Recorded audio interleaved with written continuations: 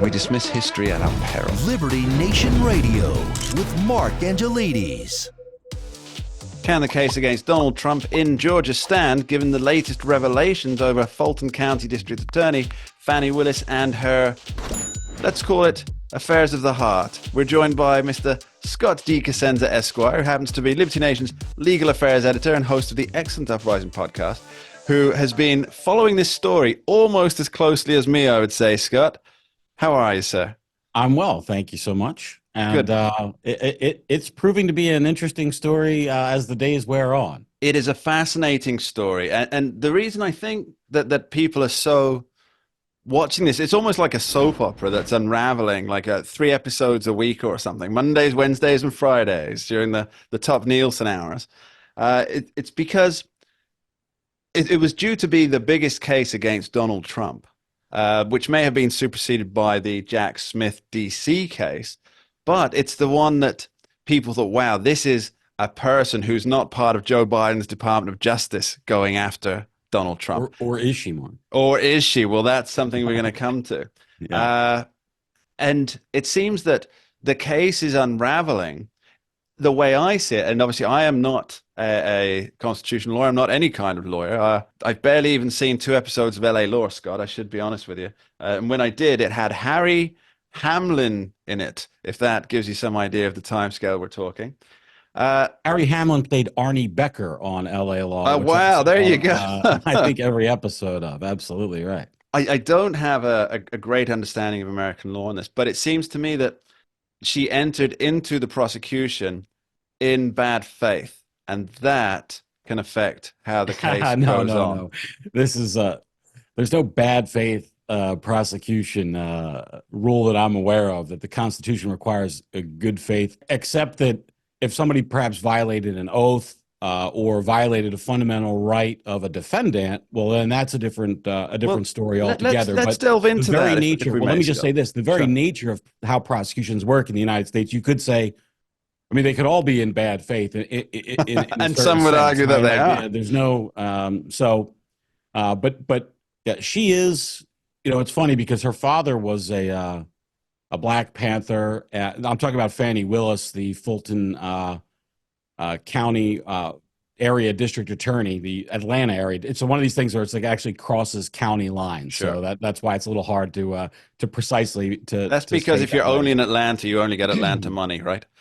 Well, I think it's because they wanted to expand and access. A lot of times, what happens, Mark, is they see the bedroom communities outside of the cities prosper because they're not subjected to all of the detrimental policies of the city, and then they annex that. I think that's happened in Houston and maybe in Atlanta as well. And you know, I guess we're going down a bunny trail now, but one thing I've been reading about is how a lot of the Atlanta area citizens who are in fact Democrats, just to be clear, do not support Fani Willis's continued prosecution of Donald Trump because the resources that it's sucking from the prosecution of the people in that area that need prosecuting for violating the rights and stealing the property of others. And so there's a real problem. I was reading about this influential Facebook group, I think it was, of people who had supported Fani Willis when she was running for office.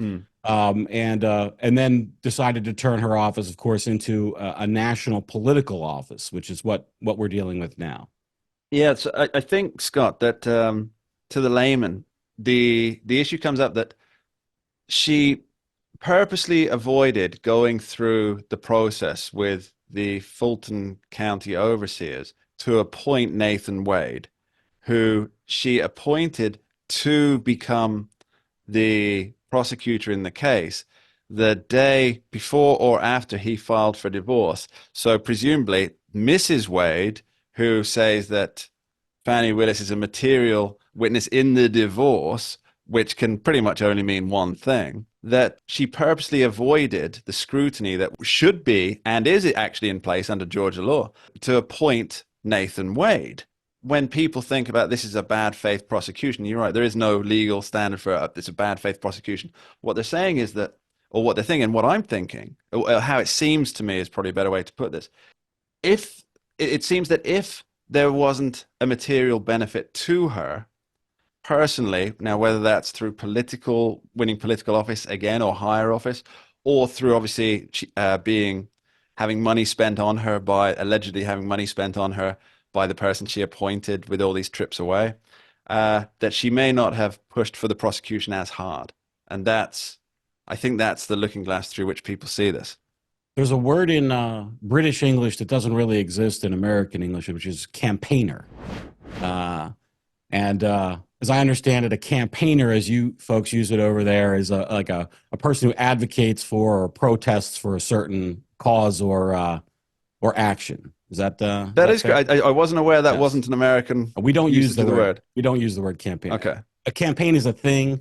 A politician may campaign, right, or other people may campaign for a politician, but protesters and advocates, we don't say are campaigners. But I, Mark, have long been a campaigner for a rule adoption in the United States that says that district attorneys and prosecutors should forego and be forbidden by law from running for office, because I think that they are all is wrong.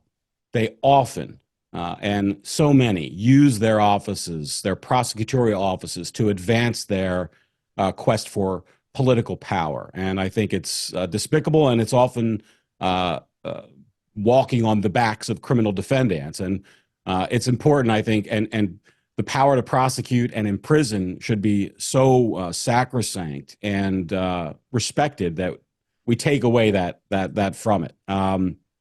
So it's the very nature of prosecutions in America, Mark, where that prosecutors will use their prosecuting to advance their political well-being and quest for more power and further office. So all of those prosecutions, you could say, would be in bad faith. It's sort of endemic and by its nature. So that's why I rebuff the sort of bad faith argument about that somehow produces some sort of actionable legal reason to dismiss the indictment, for instance. And this is why we have experts on the show. Thank you, Scott. Now, so Scott, how will this go, do you think? What are the various permutations of an outcome here? Yeah, I've been reading a lot about it recently. I'm not a Georgia lawyer or licensed to practice law there, but in my reading, I've learned something about the Prosecuting Attorneys Council of Georgia, and that's who, if Ms. Willis was removed from the case by the Fulton County Superior Court judge who's presiding over it, Scott McAfee, I believe is his name. He has the power to remove Ms. Willis and her office from prosecuting the case against any of the defendants because of her dalliance and extracurricular activities with Mr. Wade. If he does, that group that I just mentioned, the Prosecuting Attorneys Council of Georgia, is the one who would be responsible for appointing a new prosecutor in the case. Now, here's where things get interesting. That new prosecutor could do any number of things, including saying, I decline to prosecute this case, just by doing that. It's funny, you mentioned when we began about how Ms. Wade, or rather Ms. Willis, did not get Mr. Wade's application to be the prosecutor approved by the local board, as is the proper form. And at the time, I think we talked about it, and I thought it was a nothing burger because the revelations about her being extra personal friends with Mr. Wade were not in the public eye at that point. But now that actually seems like it could be part of the conspiracy, to basically feather her nest, to get money to Mr. Wade, to perhaps use her office for political purposes instead of justice. It demonstrates the suggestion of intent, doesn't it? That there was an intent to pull the wool over somebody's eyes by not going through the proper channels. You know what's funny, Mark? I also went to the Prosecuting Attorneys Council website, and for job openings, they have a job opening for what they call a conflict prosecutor, which is what this would be. In other words, there's a conflict with one of the prosecutors, so they have to install a new prosecutor. And this one asks for somebody with first chair experience in serious crimes up to and including RICO. Well, which would be RICO would be included. So it's funny they're asking for help in this very area. But that is one of the things that could happen. Also, the judge could rule that Ms. Willis is allowed to continue prosecuting Donald Trump, and that this impropriety, we still haven't heard from her or her office regarding these charges, with each passing day that she doesn't address them directly and deny impropriety. I think that, the skeptic in me says, well, there's there's more and more smoke. Where is the fire? It must be there. But it is possible. I think we have to lay out that it's possible that this is, not true, that she's not engaged in an inappropriate relationship with Mr. Wade or inappropriately funneling money to him as yet. These are things that have yet to be determined. And you can keep finding out what's happening in this ongoing saga on the pages of libertynation.com. Scott DeCosenza, thanks ever so much. Thank you, Mark. And that's all we have time for on this week's edition of Liberty Nation Radio, heard coast to coast on the Radio America Network. I'd like to thank our guests, Senior Political Analyst, Mr. Tim Donner, and Legal Affairs Editor, Mr. Scott DeCosenza, Esquire. And of course, extend my thanks to you, the listeners at home, for tuning in, week out. Thank you for being here. We'll see you next time. We dismiss history at our peril. Liberty Nation Radio with Mark Angelides.